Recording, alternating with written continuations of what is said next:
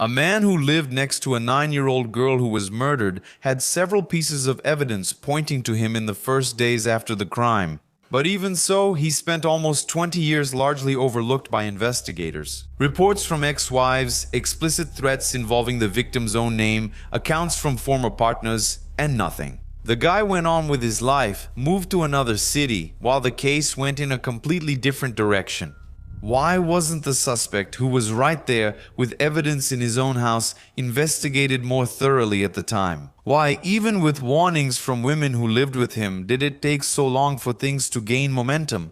Was it easier and more interesting to follow another narrative with sensationalist appeal that led the crowd toward the easiest target to condemn? And now, only on the eve of the statute of limitations expiring in 2026, things have finally started to fall into place, to really move. How is it possible for such a serious case to have gone so long without a real answer? It's really bizarre, you know? And today in episode 2, we're going back in time to continue the investigation of Giovanna's case. So get ready, everyone, okay? Because there are things here that honestly are hard to believe. I'm Marcos Campos. Welcome, everyone.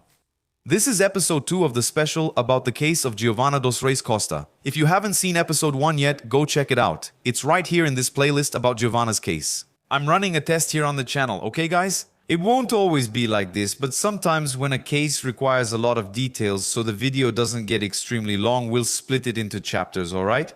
But everything is organized here on the channel. The case is in a playlist, episode 1, episode 2, and if there are more, episode 3, 4, and so on, alright?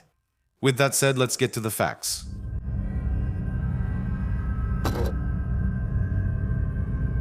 In the first episode of Giovanna's case, we presented here the facts from 20 years ago when it all started. It was on a Monday, April 10, 2006 that Giovanna, who was 9 years old, disappeared. She was selling a raffle ticket for an Easter egg from her school near her house in Quatro Barras in the Curitiba area. Days later, her body was found in a vacant lot near where she lived.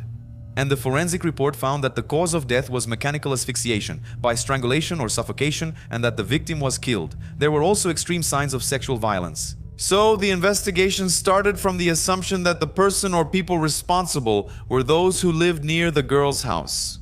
The search warrant then was quite broad, so several neighboring properties were searched. And alleged evidence led to a line of investigation that pointed to a Romani family that was there in the area. Petrovic as the person responsible, the possible perpetrator of this crime. Finally, 6 years after the girl's death, the accused were taken to trial and completely acquitted. The prosecution admitted that there wasn't enough evidence, not even to accuse them. Can you believe it? With that, it's as if the case went back to square one, or maybe not. Not exactly, right? Because, as was mentioned at the end of the previous episode, the key to the mystery could be in the testimony of a former neighbor of the little girl, Giovanna, who was at the trial, from that family, the Petrovics. And what really drew attention in her testimony in court was what we didn't find out, at least not at that time, because the testimony there was given behind closed doors, confidential, which is at the very least unusual, isn't it? But later you'll start connecting the dots. You'll say, is that why? But hold on. So all of this raised the suspicion that this woman's ex-husband could be guilty of this crime, the other suspect.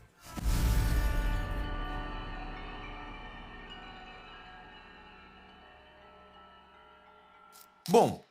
Well, there was a second line of investigation in this case, and that's what we're going to talk about from now on, okay? Martônio Alves Batista, who in 2006 was 35 years old and was Giovanna's neighbor, just like other people. He was questioned when police went to his house on the day Giovanna disappeared. The woman, who at the time was married to Martônio, told the police that he was alone in the house at the time when Giovanna supposedly disappeared. In the house, the police found a mattress with recent urine stains. So they asked the woman not to touch anything and to wait for the forensic team to arrive.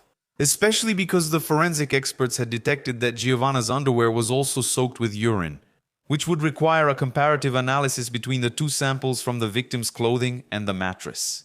In the backyard of this house, the suspect's house, the police also found an electrical wire that was similar to the wire that was tied to the child's body. But when the detectives returned to the house hours later or the next day, the mattress was no longer there and the house had been cleaned with bleach. That's right, man. Despite these facts, Martônio gave a statement and was released. There was no request to place him in pretrial detention, and he was free and largely forgotten. So time went by and life went on. The police chief and all investigative efforts focused on the Roma people. In an interview given by Pero Petrovic, whom we've already met in the previous episode, right? This interview is from 2022. He recalls that among the evidence collected at his mother's house was an alleged satanic image, which actually, guys, was a Happy Meal toy, a little toy from the Hunchback of Notre Dame. And since his mother worked as a fortune teller, it was common for him to receive objects from clients, things that people, for example, found in their own homes. And thinking it could be something spiritual, they'd take it there, to Vera Petrovich Benzer, to remove the evil eye or something like that, you know what I mean? Man, it's surreal.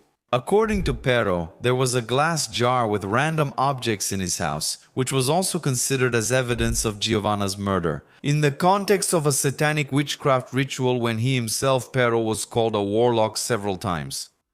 Yeah, guys, it's something really crazy, totally bizarre, taking the easiest way out. It's not because it would have this completely grotesque, sensationalist appeal that would lead the crowd in the direction the investigation wanted, right? Like, let's do a bunch of investigations here, look for something that isn't there, then just go and accuse these guys right here. Maybe they'll find some circumstantial evidence, and then bingo, totally regrettable. Don't you agree? Leave a comment here for me. But getting back to the timeline, after the gypsies who were suspects were cleared, practically nothing happened in the investigation into the girl's death, okay? 7 years, 7 long years went by. And then in 2019, a former stepdaughter of this guy we're talking about now, right? Martônio went to the police station and reported that in the past he committed sexual abuse against her, back then. Of the crimes that happened inside the house, meaning these abuses, with the man acting as the stepfather of the victim, the girl was about 11 years old. The attacks happened over 3 years, that is, from about 11 to 14 years old. So the girl was repeatedly abused, but she didn't have the courage, in quotes, to tell anyone or ask for help. That's because the man threatened her. The report then in 2019 was made after the man was briefly arrested in March 2018. For having installed video cameras in the women's restroom of a pastry shop, which he actually owned. There in Londrina, man, it's all completely insane when you start connecting the dots, isn't it? When that girl then saw a news report on TV about the crime at the pastry shop and her abuser's ugly face appeared in it. After many years, she instantly recognized Martônio. At last, she relieved the burden she had carried for years and told her mother about the childhood abuse she endured. After that, they sought legal help and reported him to the police. This was the necessary element to clarify other things, because it was a very important detail in the sexual abuse investigation. Martônio threatened his stepdaughter with death, saying she would be the next Judge Giovanna. But the craziest and most unbelievable thing about all this is that nothing was done for so long. Because the other links in this criminal chain are believed to have been revealed by this ex-partner, the same one who in 2012 testified behind closed doors at the Petrovic trial. It's almost surreal, isn't it? Remember I mentioned this earlier? What do you think she said, and why were the doors closed? Then I said, oh, you'll understand later. Connecting the dots, that's what it's about. Like, was there already some humor there? Something like that, some hint that made you think, are we messing up here? So let's close the door. At least no one will know, the press won't report it, and we'll just smooth things over. I don't know, I'm just, how do you say it? Daydreaming, okay? Nothing really solid, just something in my head. But let me know in the comments what you guys think about this. Well, after the report made by his former stepdaughter, going back to 2019, the police finally started to pay a little more attention to Martônio Alves Batista, even though there was already an arrest warrant issued for him. Believe it or not, by Judge Luciana Regina Martins de Paula from the First Criminal Court of São José dos Pinhais since 2011. For threats against his ex-wife and her 2 daughters. It was only the reopening of the investigation into Giovanna's case, however, that prompted new statements from former partners. And because the statute of limitations was approaching, things intensified. The searches. Yeah, guys, you didn't misunderstand, did you? He stayed calm for a little while longer when he was arrested on February 19 now. In 2026, Martônio was subjected to a DNA test. And, according to Detective Vanessa Alice, who is in charge of the investigation and also handled the Raquel Genofre case from 2008 in Curitiba, the result was negative, okay? From that test, the crimes involving Giovanna and Raquel have several similarities, as we've already seen, right? Previous episode pointed out by Dr. Claudio Dalladone in 2012. You guys know what I'm talking about, right? It also states that at the time of the Raquel Genofre case, Martônio, this guy we're talking about, he was a bus driver on a route between Curitiba and São Paulo and always carried a suitcase for his clothes and travel items. Guys, check this out. The victim, Giovanna, was found near his residence, and the other victim, Raquel, was found at the Curitiba bus and train station, a transit location, the suspect's workplace. Both girls were in a fetal position, tied up with electrical wire, inside garbage bags. Raquel's body, besides being inside the garbage bag, was also placed inside a suitcase. The violence they suffered and the cause of death were the same, and finally the girls were the same age and looked physically similar. But despite all that, as maybe some of you already know or remember who followed Raquel's whole case as well, the person responsible for her death was later identified as Carlos Eduardo Santos, whose trial took place in 2021, 13 years after this other equally shocking crime. Anyway, I'm insisting on this point here too because I don't know, right? Anyway, let me know what you guys think too. But going back to Giovanna's case, this new suspect mentioned in the report, Martônio, because he was Giovanna's neighbor, was also questioned at the police station. At the beginning of the investigation, it was even noted that he failed the lie detector test, which isn't conclusive, but it's usually an important clue in an investigation, right? Despite that and the other clues, the electrical wire, the discarded mattress, and also the house cleaned with bleach, he remained free, and shortly after the crime, he disappeared from Quatro Barras. So I have to ask, right? Was the urge to arrest the Romani people really that strong, damn? As was mentioned, after a few years, an arrest warrant was issued because of domestic violence, right? Because he mistreated his wife and threatened to molest her two daughters, who were between 8 and 12 years old.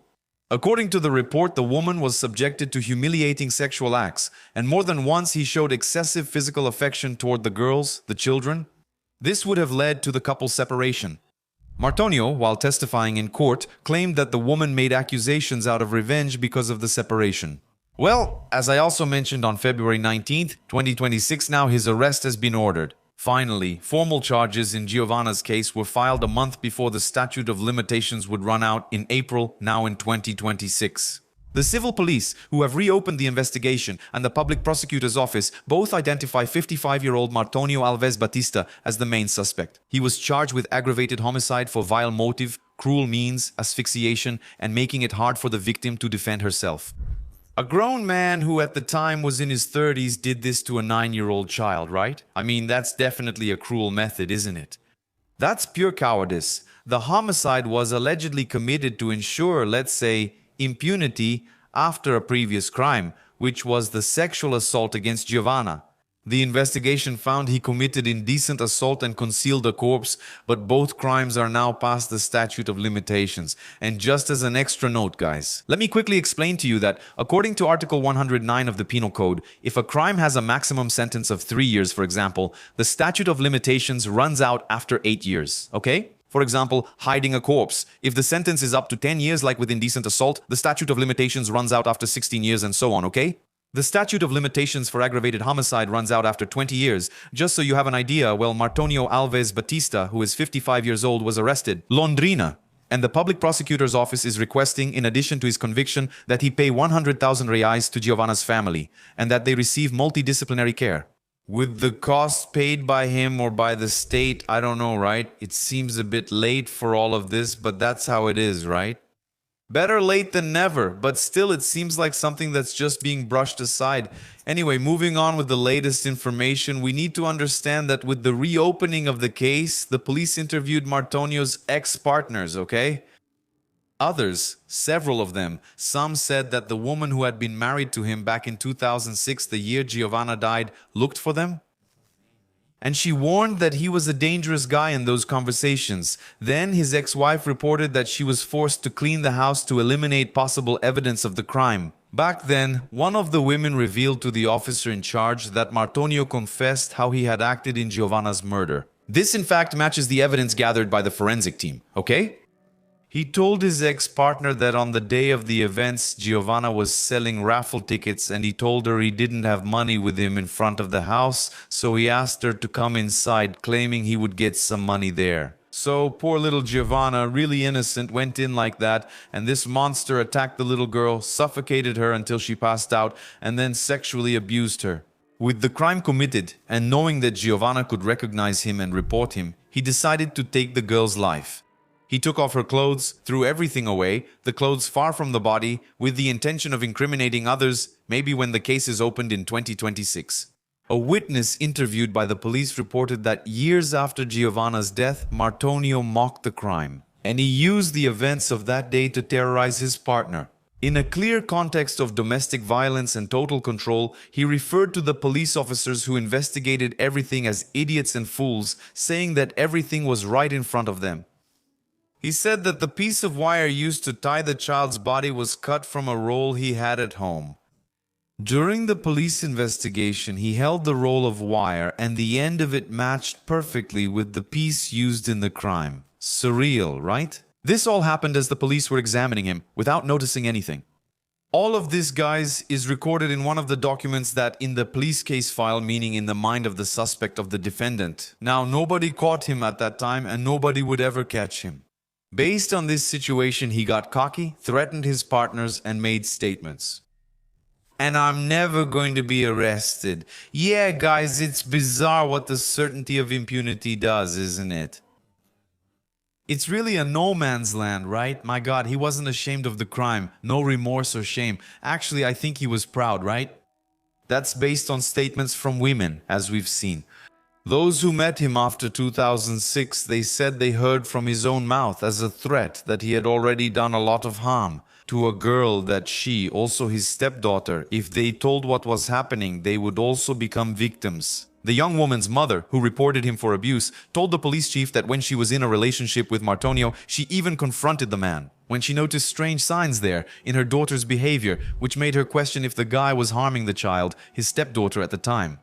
At that time, Martônio admitted that in the case of 4 Barras in Giovanna's death, he said he wasn't a witness to the crime, but actually the perpetrator. At this moment today, April 2026, we see a light at the end of the tunnel regarding this long path the investigation has taken into the homicide of Giovanna dos Reis Costa. It is our clear and sincere wish that absolutely everything is clarified, that truth and justice prevail, because some questions still remain in our minds, right? Where was Giovanna's body hidden between the moment of her death and when it was found? Might it have been in the suspect's house? At what moment did he transport the body then to the place where it was found? Was an object used or not at the time of the abuse? This fact was confirmed, right? By the medical examiner. Was Giovanna's blood removed or not? The report mentions paleness in the organs. Lastly, after the defendant's trial, if he is convicted, Giovanna's parents and other family members will be able to speak of justice, even if it's partial and delayed, right? The same that was offered to Raquel Genofre's parents. This even reminds us of the words of Pero Petrovich himself, who was unjustly accused of a crime he didn't commit. He and his mother, Vera, lost 5 or 6 years of their lives behind bars and lost properties to cover all the legal expenses, right? Until they were finally acquitted in 2012. What kind of compensation is there for that, right? There was also the emotional and psychological impact from the accusations, future uncertainty, and society's prejudice. It's that familiar story we've seen before, a herd mentality. Someone says something, another believes it, and suddenly it's a disaster, right? So how do you fix a ruined reputation? What they expect, I believe, at the very least, is an apology from those who were involved, right? Everyone else involved in the investigation. For the mistakes that were made, mistakes that devastated their lives like a tsunami.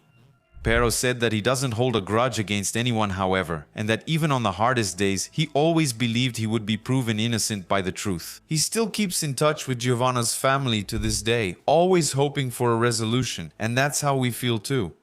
After 2 decades of pain, mistakes, and apparent impunity, it finally seems like the case is moving forward or heading toward an answer, doesn't it? Of course, we will keep following this closely and hoping that justice, even if delayed, truly comes. That's how we feel on the eve of news we've been waiting 20 years for, which is the conviction of Giovanna's killer.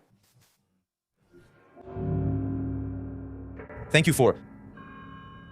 I really want to read your comments here about this very emblematic case. So cruel, right? And like, there are so many layers of mockery towards society, of injustice, a completely disturbed mind, right? I'm looking forward to the trial to learn more and hear your opinion. Leave me a comment here. I'll read the comments and chat with you. This was our special about the Giovanna case in 2 episodes. If you like this format, as I mentioned, it's not permanent, it's a test, an experiment. If you liked it, leave me a comment here, and you know we can do others like this with even more complex cases that require more episodes. It could be a cool way for us to make different content. Thanks for being here. A kiss from the redhead, and see you in the next episode.